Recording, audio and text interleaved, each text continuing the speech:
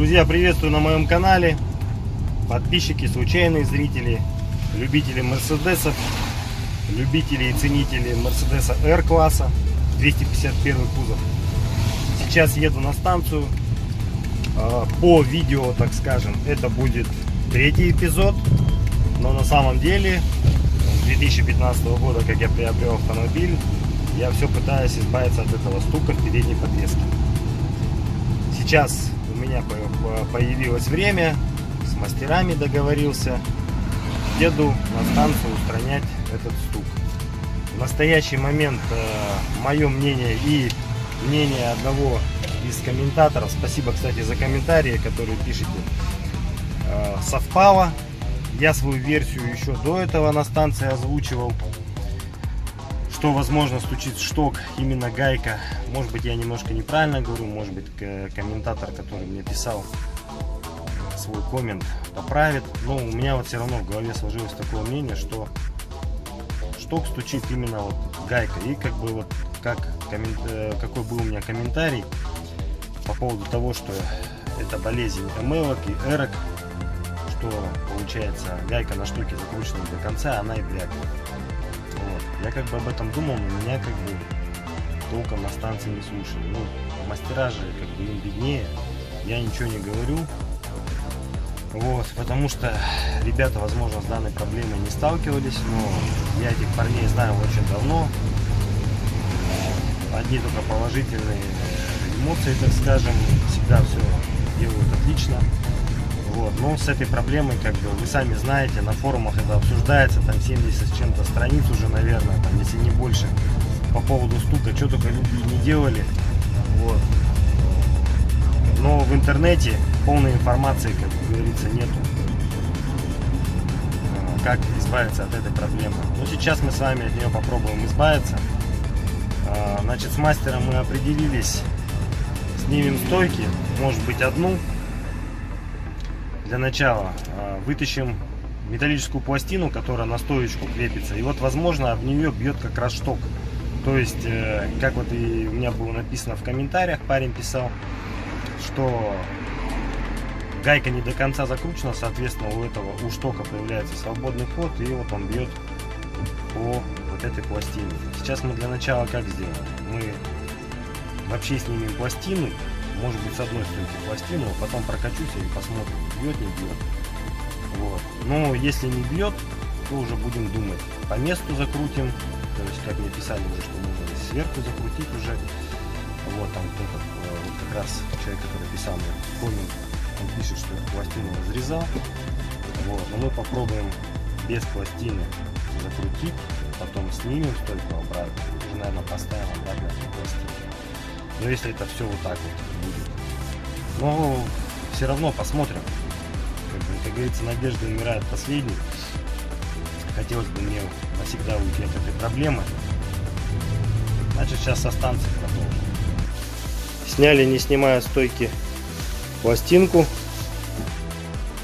Сейчас затянем стойку и поставим ее на колеса. Вот она, гаечка. Гайка, вот она, да, вот. И посмотрим, что из этого получится, вытянется шток или нет. Если вытянется, затянем до конца. Колесико оденем и опустим машину на ноги. Посмотрим, что у нас будет со штоком.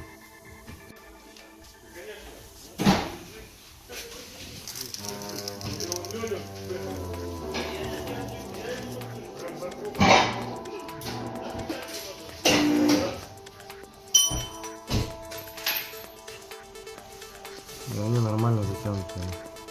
Ага. Затянуто хорошо.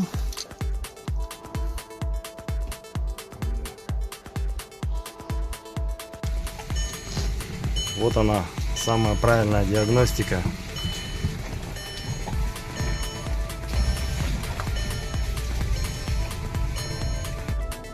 Итак, друзья мои, наконец-то мы победили этот стук в передней подвеске Mercedes R350 в 251 кузове.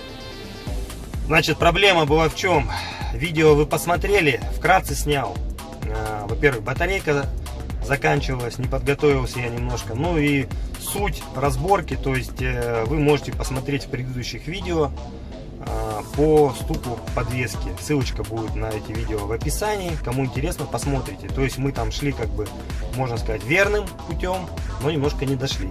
Значит, в комментах мне писали, что стук это из-за гайки на штоке, то, что она закручена не до конца. Я тоже как бы об этом думал, сомнения были. Ну и в итоге как мы поступили? Мы сняли, получается, одну стойку, с нее вытащили металлическую пластину, затем стойку закрепили обратно. Я прокатился по ухабам гаражным.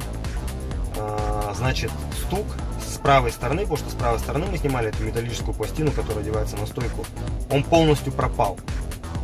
Значит, пришли к выводу такому: стучит отбойник, который установлен, получается, там на штоке. То есть на штоке есть гайка, она прикручивает вот этот отбойник. Вот этот отбойник, он и молотит по вот этой металлической пластине. То есть, ну, по сути, можно как бы эту пластину снять.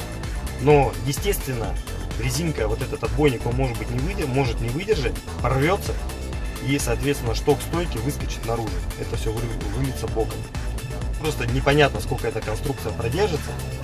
Поэтому мы поступили несколько иначе. В предыдущем ролике я показывал, что мы между пластиной и, получается, отбойником установили примерно вот такое вот резиновое кольцо уплотнительное. То есть это была резинка уплотнительная шириной, толщиной точнее, где-то полсантиметра. Вот. Но сделали мы неправильно. Почему? Потому что она была вот такая, а, так скажем, металлическая пластина, она объемная. Соответственно, мы прикручиваем 3 гайками эту стойку к кузову, и получается вот эта вот резиновая уплотнительная пластиночка, она у нас стоит именно на отбойнике, а по бокам нету ничего, и стук усилился. Поначалу мне показалось, что как бы стук пропал, а потом на самом деле он усилился. Сейчас мы поступили несколько иначе. Мы из этой же резины вырезали полностью резиновое уплотнительное, так скажем, кольцо, прокладку уплотнительную, и поставили. Стук исчез. Но мой совет вам, если будете делать, используйте резину не полсантиметра, а чуть-чуть больше. Мы хотели сделать уплотнительные вот эти резиновые прокладочки с двух сторон, то есть со стороны кузова, получается, и чтобы на стойку, чтобы металлическая вот эта вот пластина была между резиновыми прокладками. Но не получится. Почему? Потому что слишком толстое уплотнение, и гайки стойки, они не смогут закрутиться. То есть не будет хватать резьбы. Там минимум на пару оборотов получится. То есть вы попробуйте использовать там, ну не знаю, ну не 0,5 сантиметров в толщину вот этой резинки, а чуть-чуть побольше. Сколько, не знаю, смотрите уже сами, как бы, ну, 0,7-0,8 попробуйте. Сантиметр может оказаться, это много будет. Вот, но смысл в том, что стук пропал, но, может быть, есть чуть-чуть, но его, по сути, нету. То есть его не слышно. Ездил по ямам, по гаражам, нифига. Сейчас еду в комфорте в полном. Вот. В чем проблема? То ли отбойник устал, то ли еще что-то, не знаю. Ну, то есть, если вы эту металлическую пластину снимете, увидите на ней будут следы вот этого вот отбойника. Вот он и молотит. Вот это и есть причина стука подвески Mercedes R350. Я согласен, у кого-то были другие причины, как и в комментариях мне писали разные причины, и они уходили. Это другие причины. Вот у меня вот эта вот долбежка. С 2015 года я эту проблему не мог найти. Уже что только не думали. И рулевая рейка там, и стойки стабилизаторов меняли неоднократно. И на трясучку машину загонял. Стойки показывают в идеале, но оказалась вот такая вот банальная причина. Просто прокладочку поменяли, и все. Может быть, отбойник заменить, и что-то изменится. Я не знаю. Может быть, на этом отбойнике резина дубовая стала. Кто его знает. Может быть, в этом причина. Но мы вот пришли вот таким вот путем, и сейчас все идеально. Ну и все, в принципе. Кому понравилось, ставим большой палец вверх. Не забываем подписываться на канал. Всем удачи, пока, пишите комментарии, с удовольствием отвечу.